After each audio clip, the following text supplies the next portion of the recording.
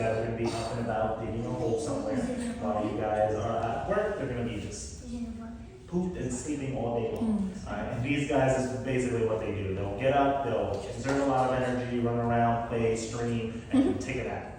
And throughout the day, that's the process that they'll basically do. Fennec's a very special fox because we've seen, back in the 80s, everybody thought that even though they were canids, that they tend to be very cat-like. And a lot of zoos would feed them more of a cat-like diet, and then as science has gotten a little bit better, we've been able to figure out that even though they are canids, they are actually canids, and that's what we should feed them. But he makes muffins. Thank you.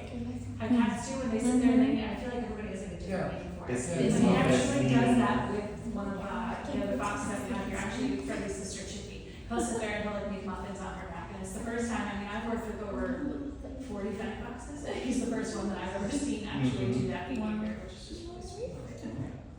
He's kind of like doing it. Yeah. He's like, I'm ready.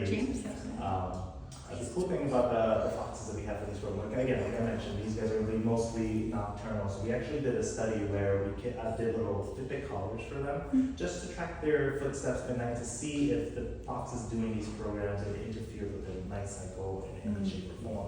Because at the end of the day, we want this to be beneficial for the animal. We want this to be enriching and something good and beneficial for their lives. So if this was interfering with that light cycle in any sense, we would stop the program.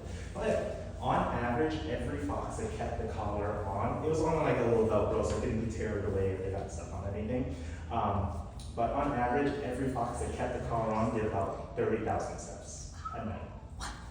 And 20,000 is my last. They're much faster.